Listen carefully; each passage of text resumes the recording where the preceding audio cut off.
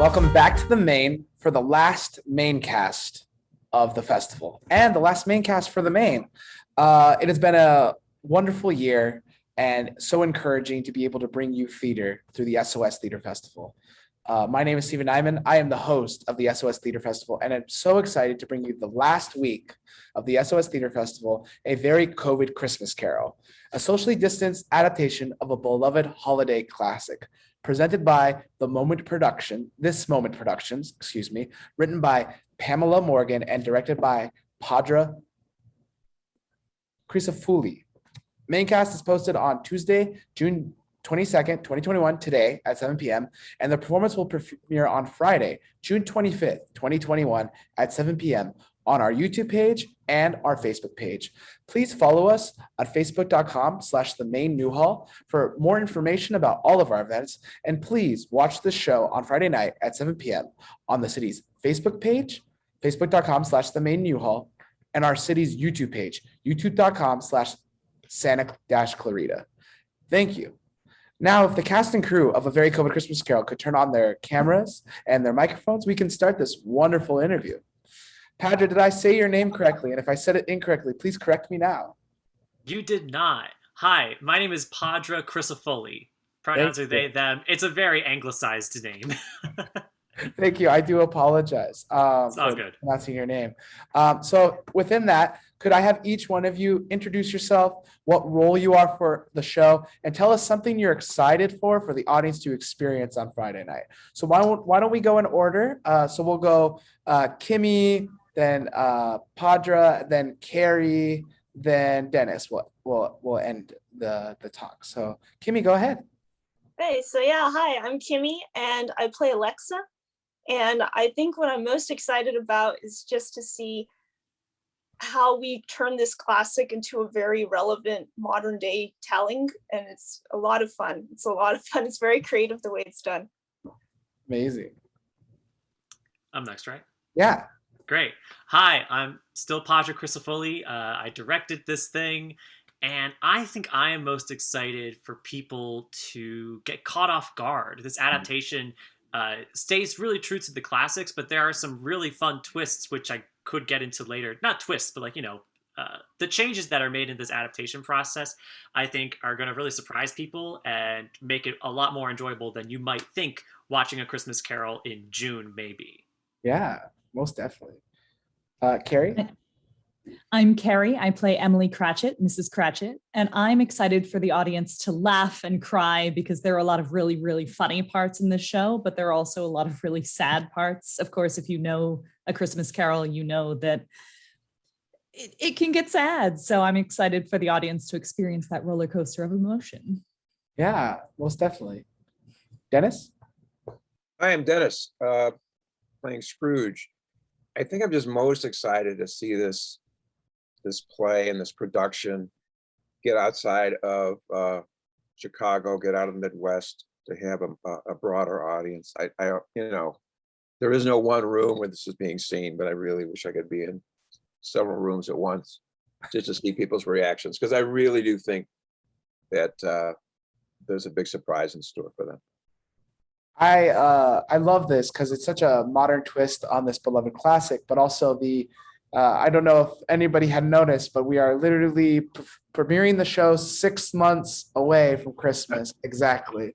And it just kind of worked out like that in the festival lineup. And we're excited to end the festival with not only a classic, but a classic with a modern twist, falls right in line with our concept for the festival this time, which is the modern zeitgeist, which is the spirit of today. What was your goal in adapting this classic for Zoom? So what was the goal of the writer or the production team in adapting this classic into the Zoom world?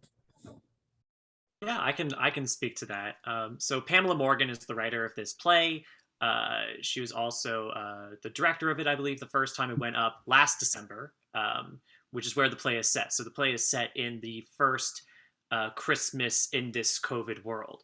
And I think one of the things that Pam is so wonderful about, and something that she keeps in mind with all of the scripts that she's written for Zoom, is to really take advantage of the medium.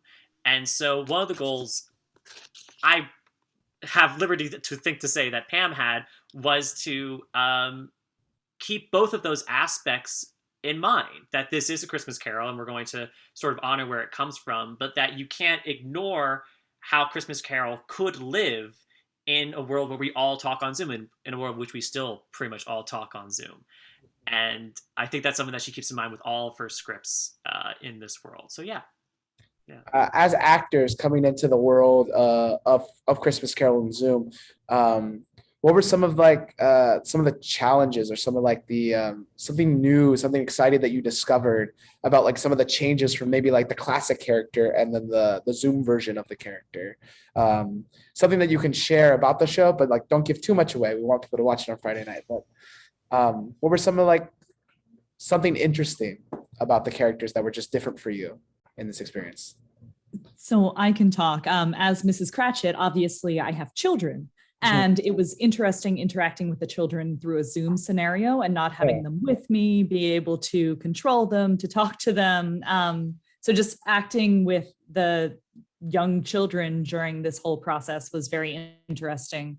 And the scenes were also huge. So I think I was in some of the biggest scenes that are in the entire production, and just having 8 people on screen and having everyone have like perfect internet and perfect audio and video was impossible. So trying to corral everyone, and I mean, it's going to turn out amazing, but just working through all of that, and also like remembering lines and keeping my pets out of everything, it just made it a very interesting experience. Yeah, most definitely. Does anyone want to speak more on their own experiences? I would just say the same thing. I mean, playing like Alexa / kind of like Ghost of Christmas Past, definitely kind of like working with people that, are remote. It's like, you really want to make sure you have a really good internet, because like where I'm at, with summer, we always get like power outages. So I'm always like afraid it's going to go out at any moment, or like we always have like our dogs barking or something. But definitely trying to, I think, get everyone's timing, especially if there's lines where you're kind of like cutting each other off or something, just trying to get that in a virtual space, I think it was a challenge, but it was really good to, go through that and work together. Really brings you like together, I think. I think the only thing I would say in reflection, and I hadn't thought about this before, but I think there was something very immediate about this medium. You're the people you're talking to. I mean, you have to speak into the camera, the most part, but they're right here. You know what I mean? And if you compare it to, say, being on a stage, or even being on a sound stage, it's not necessarily the same, and the hookups between actors they got to be there for obvious reasons. But I think the immediacy of it helped. I think it probably helped me anyway. Yeah. How many actors were in this production? The number I usually throw around is like 20 to 25. I don't remember, because I can't imagine more than 5 people at any given time. Yeah. But yeah, it was a very large cast, much larger than I think I'd ever worked on before, and certainly never on a medium like this, because not only are there 25 people, they're also across different time zones, and in some cases even we have one actress who is in London right now. And so it was a massive undertaking organizationally, but we made it work. Yeah. So with 20 people, 20 different time zones and everything. Did you film the play, going on more of the technical side, did you film the play by a scene basis? So you called scenes for filming, or did you film the play one full through? So you did the play as a performance and then you filmed it all, or did you film each section and then put it together in an editing bay? What was the easiest way to play with 20 people? Well, so to answer that, I can say that the only time everyone was all together, and that actually excluded the actress in London, Isabel Swan, because obviously time zones, was the first read. And pretty much from that point on, we had never had everyone in one room together. So yeah, so when we got to the point of filming, which we really wanted to have a lot of time into, because with that time zone, just like Kimmy was saying, you don't know if someone's internet is just going to cut. So we planned a lot of time doing it scene by scene, also just to respect people's time, because there are a lot of roles in this play. Some people only show up for one scene. They may only have a page or two of lines. And so, everyone's got lives, especially now in these times that we can't know about. So yeah, scene by scene basis was way easier than trying to do this one through. You kind of ran it like a film studio where you kind of, took it all separately and then pieced it all together in the editing bay. I'm interested to see how the director's vision kind of comes through within that editing process. Instead of like one full play, it's put together as a play, if that makes sense. Yeah, absolutely. And a similar thing happened with the sound, because, for instance, one of the big scenes, which I got to give it to Carrie Bibb, who absolutely pulls through. One of the big scenes, we actually ran into some issues with, a lot of the children's internet being stable, and obviously, are they working on like a Chromebook they get from their middle school, or what are they working with? So halfway through the process, we actually started to record earlier voice lines, so that we were able to work with a lot more immediacy in scenes where, like Kimmy was saying earlier too, people are cutting each other off all the time. So we were at a certain point, it was always like 1 foot in the film, in the editing bay, 1 foot in the rehearsal Zoom. And it was a fantastic learning experience in that regard, I think, for everybody. Yeah. Would you say, like, as actors, coming to only do scenes, did you feel like you missed out? Have you been able to see the whole play? Have you not? Like, do you get to be like the audience on Friday night and get to watch the whole show? Or do you miss like the fact that you didn't get to see everyone else's work? What were some of the, can you add your own, what are some of your thoughts and opinions on that? So Kimmy and Dennis, I think, were in the majority of the play, definitely Dennis. I was only in 2 scenes. So I will be seeing the rest of the show for the first time on June 25th. And I'm so excited. I'm going to be eating my popcorn, drinking my champagne, like celebrating. So yeah, it'll be that thrill of seeing it for the first time ever, everything put together. And I'm really looking forward to it.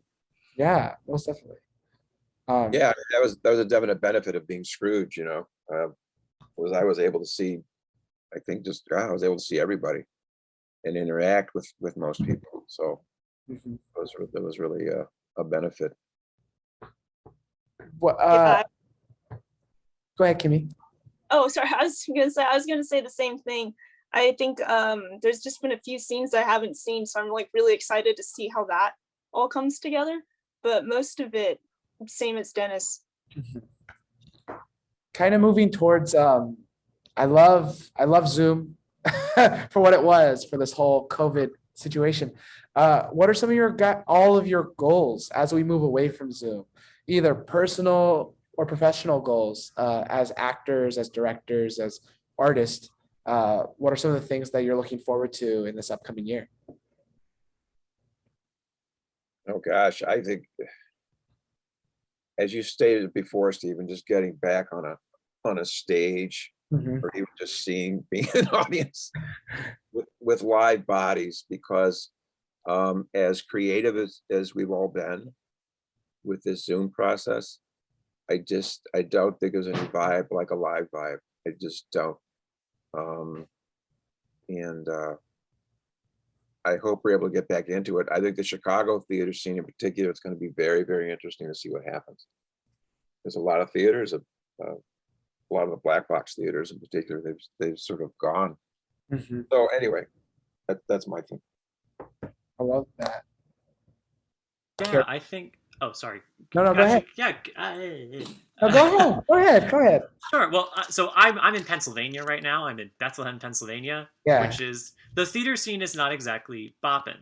And I can say that one benefit of this process, because I've been doing these Zoom shows, I've done some podcast work, directing and sound designing those as well. And I've got to say that for all of the things that we may miss from live theater in this medium, which I think are totally valid, I miss them too.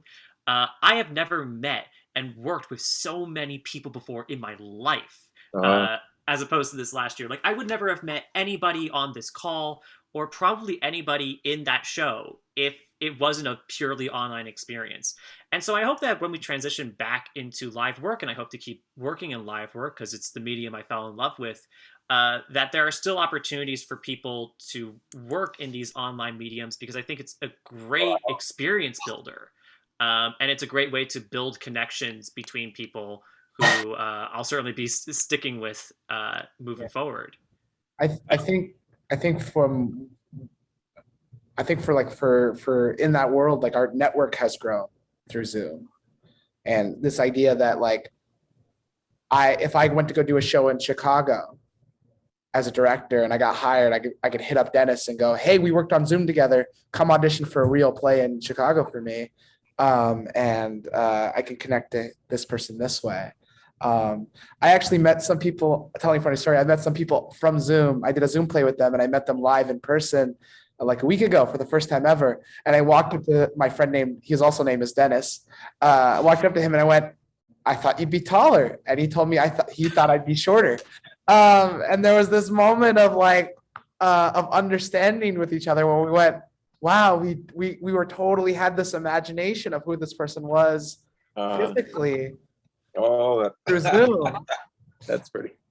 And I think like it's so beautiful that we're able to bridge this gap. I mean, through the SOS Theater Festival, we've done more than more than 40 plays, I think, or over all of Zoom, which has been a lot. Especially for everyone behind the scenes. God bless everyone behind the scenes. And you meet people from everywhere, California, London, Pennsylvania, Chicago. And I think it's so cool to have the theater world is not as big as we claim it to be. Yeah. I think a lot of people have the same experiences, especially through Zoom theater. Yeah. And it's a beautiful medium too, because you really get the sense that everyone's working it out as they go. I think that kind of speaks to what Dennis was talking about with that immediacy, is that whether we're worried like Kimmy said, if we're worried the power is going to turn out, or like maybe there's going to be like a little lag, like we're all hoping it's going to go, and the discoveries that you can make in storytelling too is another. It's a beautiful thing. It reminds me of like figuring stuff out in like a community theater. It's a joy. I think it's interesting because like, we talk about the experimentation of Zoom, and I'm hoping that a lot of the theater artists take this experimentation, this idea that you have to experiment when you do theater, and they take it into the live theater anyway.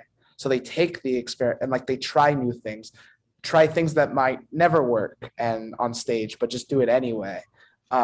Because I think audiences want to be challenged. I think as we have to get audiences back into theater somehow, and I think playing it safe might be our downfall.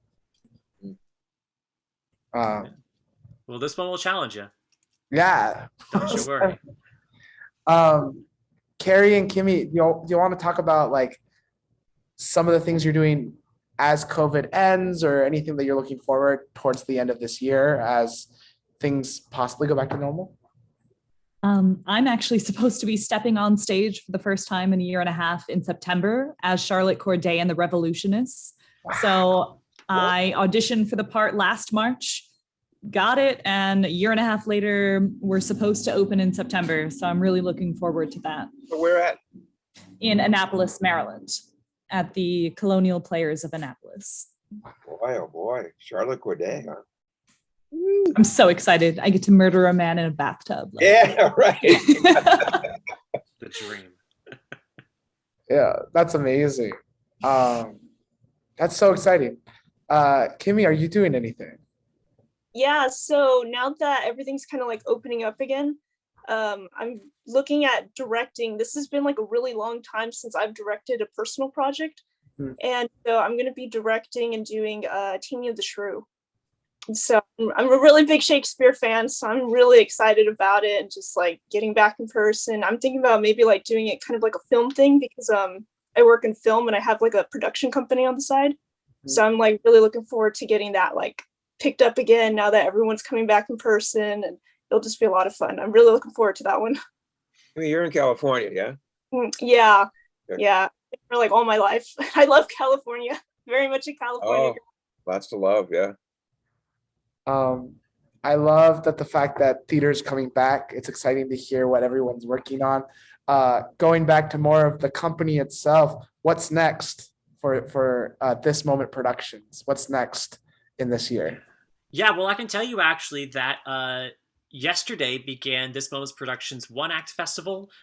Every week, starting yesterday until the end of August, I believe I'm not affiliated with This Moment's Productions other than working on this show, so understand. But every week they are premiering a new one act play, so like 15-20 minuters. I'm actually directing two of them. The first one of mine is next week, What to Expect When You're Expecting Our Lord and Savior. So if you ever want to see any of those shows, check out This Moment's Productions on YouTube. They'll be premiering every Sunday for the summer. We also have Dana Hall, who's the artistic director of This Moment's Productions, has a show at Women's Theater Festival Fringe called No Justice, which she worked on with Kenesha Richards. And there's always stuff. If you check out This Moment's Productions on Facebook, you'll see they are a powerhouse of producing things. Lovely. I love it. Well, thank you, Kimmy, Padra, Carrie, and Dennis for being my last 4 people here for the main cast. It has been. Yep. I feel it. Thank you for thank you for being my last 4 people for the main cast. It has been a pleasure being able to host so many of them. It is wild to think that this is the end of the era. I'm glad that I'm happy to keep the theater world going while COVID was happening, and I'm excited to see what the theater world will bring as COVID is ending. Please share your social medias on our Facebook page. Put yourself out there, build an audience, and thank you so much to you, our audience, who stuck with us for over 1.5 years of virtual shows. And thank you to Jeff Barber, Phil Lantis, and the rest of the City of Santa Clarita staff and team, because without you, none of this would have ever been possible. So from my family to yours here at the Main, we love you. We appreciate you. Have a wonderful rest of your evening, day, or morning.